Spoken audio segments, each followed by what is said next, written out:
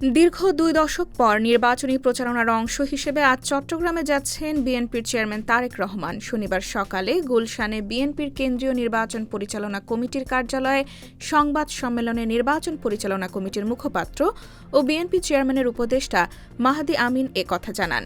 মাহাদি আমিন চট্টগ্রামের কর্মসূচি নিয়ে বলেন, রোববার ৯টা ৩০ স্থানীয় একটি হোটেলের হল রুমে বিভিন্ন বিশ্ববিদ্যালয়ের ৩০০ জন শিক্ষার্থীদের নিয়ে ইউথ পলিসি টকে অংশ নেবেন বিএনপির চেয়ারম্যান তারেক রহমান।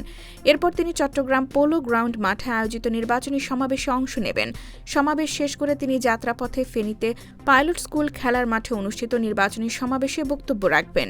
এরপর যাত্রাপথে তিনি কুমিল্লায় যথাক্রমে ১৪গ্রাম হাইস্কুল মাঠ, সোয়াগাজী ডিগবাজির মাঠ এবং দাউদকান্দি উপজেলার কেন্দ্রীয় ঈদগাহ মাঠে ৩টি পৃথক নির্বাচনী সমাবেশে বক্তব্য রাখবেন। এরপর যাত্রাপথে তিনি নারায়ণগঞ্জের কাঁচপুর বালুর মাঠে নির্বাচনী সমাবেশে যোগ দেবেন। দিনভর কর্মসূচি শেষে ঢাকায় ফিরবেন তারেক রহমান।